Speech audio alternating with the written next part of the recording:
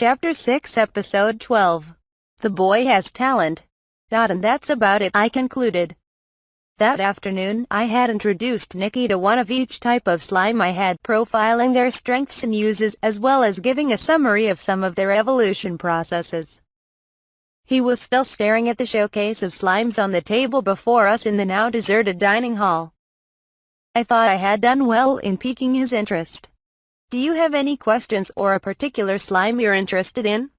I asked. The medicine slime. We have to go to a village nearby if we get seriously hurt or sick, so he'd be great to have around. He had a much more practical interest than I had expected. It's true that they can excrete fluids that act as a disinfectant or ointment, so they'd be convenient for treating minor injuries. On the other hand, medicine slimes can be harder to handle because they can also excrete poison, and you have to feed them poison in medicine. Personally, I'd recommend healer slimes instead. They can use healing magic and only need water and sun. Okay.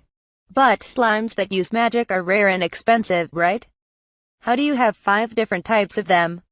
The ones I have all evolved in my care, but I've heard that people spend years searching for just one of them. An acquaintance of mine who's knowledgeable about monsters once told me that he didn't know anyone else who had all 5 types. Now, I don't know how much people would pay for them, but there are a lot of nobles willing to pay a premium for things other people don't have. Maybe slimes are a relatively easy exotic pet to have, something they can brag about. I get why they're expensive, but why would anyone want a rare pet just to show them off? Maybe you'll understand someday. But if you never do, there's nothing wrong with that either. It was human nature to compare oneself to other people. Nikki would grow up and battle with that urge too, just like the rest of us. And if he didn't, well, more power to him. You said that they evolve differently depending on what they eat. Would they turn into a fish slime or something if they ate fish all the time? Are fish slimes like a thing? There are so many slime evolutions that even researchers don't know all of them. I don't know if fish slimes exist, but there's always a chance they do. Like, the only difference between my metal and iron slimes is that one ate dirt with numerous metal sediments, while the other only ate iron sediments. Going by the example of the iron slime, there's a great chance that there will be different slimes depending on the metals they eat: copper, tin, lead, and so on. I'd previously theorized that their evolutionary results differed based on their diet, but recently, I'd been starting to second-guess that theory.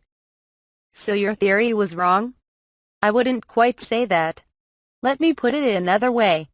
Throughout my experience, especially when it came to the sticky, poison, acid, and cleaner slimes that I had been working with for a long time, I had been able to control their diet and recreate specific evolutions.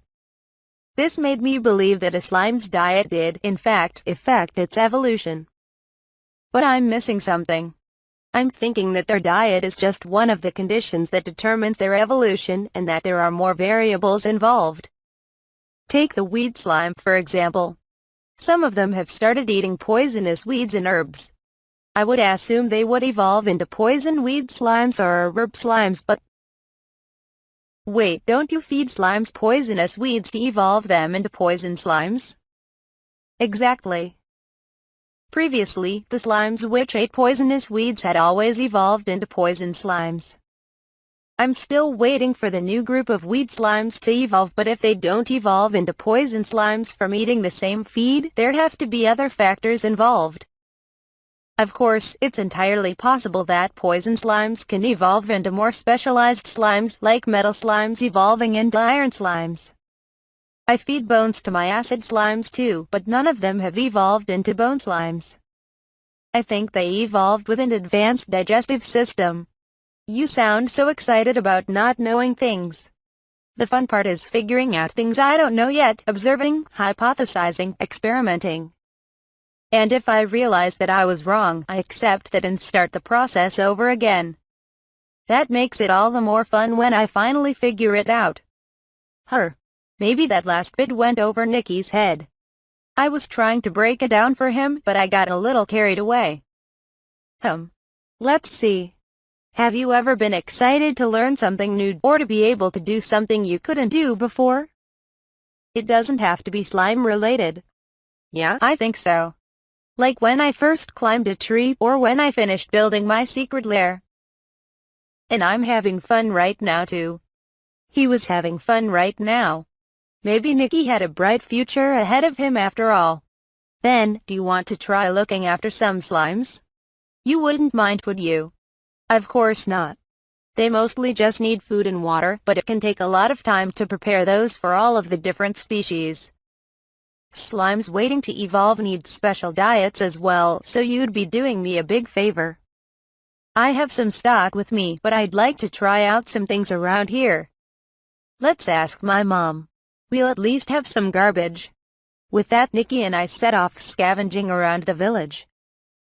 That's quite the pile we've accumulated, I remarked, seeing the mountain of junk we had collected in a portion of the plaza where I had asked to stash it for the time being. Nicky was definitely not shy and had run up to every house we came across asking if we could take anything they didn't need. Maybe the villagers felt more comfortable answering Nicky's request than they would have mine. I was certainly more comfortable letting Nicky do most of the talking. When I showed the pile to the slimes I had summoned, some of them showed interest, indicating a new type of feed that I hadn't thought of. Wow, Nicky muttered. That's a lot of slimes. They're all yours? Space magic is something else. No time to keep gawking. Let's go through the pile and see which slime wants what. We have to get a move on if we want to get through it all by sundown. You got it. Together, we started sorting through our findings. The kids that had been playing in the plaza, as well as quite a few grown-ups, were watching us from a distance, but we didn't pay them any attention. The whole village already knew what we were doing anyway. I started with the scraps produced at the processing station, consisting of the inedible parts of various fish, like innards and bones. The scavenger slimes, acid slimes, and one of the bloody slimes responded to these. The scavenger slimes were after the rotting guts and feces within the digestive tract, while the acid slimes wanted the bones, similar to their usual diet. The one bloody slime, however, was after some innards, probably the blood, while the other two showed no interest. There was a chance the interested slime was approaching evolution. The question was what exactly it was after. I gathered up a few parts that it showed interest in, and there was no uniformity when it came to the type of fish or any specific organ. I even showed it multiple samples of the same organ and same type of fish, but it only wanted certain examples of them. I think I've figured it out, Nicky said as I was trying to piece this mystery together. Really? What do you think? Must be parasites. We have to be careful of them this time of the year. Mom and Dad said there are a few fish that are riskier than the rest. All of the scraps you picked up belong to those fish. Parasites, heart, appraisal, pile of fish guts, a collection of innards from varying fish species. Each contains the egg or larva of a parasite that inhabits Lake Lituan. Eureka! That has to be it, Nicky. I cast an appraisal spell, and all of these have a parasite in them. Really? He let out a gleeful chuckle. But parasites? Is something wrong? They just ruin the fish. There's nothing good about them. True, parasites were a nuisance to most people, and doubly so if those people lived in a fishing village. Still, I managed to gather all this based on the slime's reactions. I didn't know they all had parasites until I cast my spell. In other words, there's a chance that we can use slimes that eat parasites to determine which fish have parasites and which don't. Nicky's eyes widened as a few mutterings came from the adult onlookers. That's it. If we could tell which fish are clear of parasites, that'd be safer. Nicky yelled. If we can know for sure, I could try eating one raw. Don't even try it, dear. Who's going to take care of you when it makes you sick? I wouldn't do it this time of the year. But maybe in summer. Nicky, I asked, do people eat fish raw around these parts? During the time of year when there are less parasites, yeah? Dad likes it. He says you gotta be a fisherman to do it. But he gets sick from it every year. It's never completely safe. I see. I was reminded of the historical accounts of people who dared to eat puffer fish in the Edo period when it was outlawed because of its danger of lethal poisoning. Albeit with less gravitas, since it sounded like eating parasite-infested fish wouldn't kill them. More importantly, how would the bloody slime evolve after consuming parasites? Would it enter the human body? Since it was made out of blood, would that be a form of transfusion? Come to think of it, bloody slimes did enter the body through the wound when sucking the blood of its prey. But the blood of the game didn't congeal, though I did hear that the blood could congeal when mixed with a different type. But what blood types would slimes? Hey, slime guy. Oh, sorry, Nikki. Just thinking about things. So I noticed.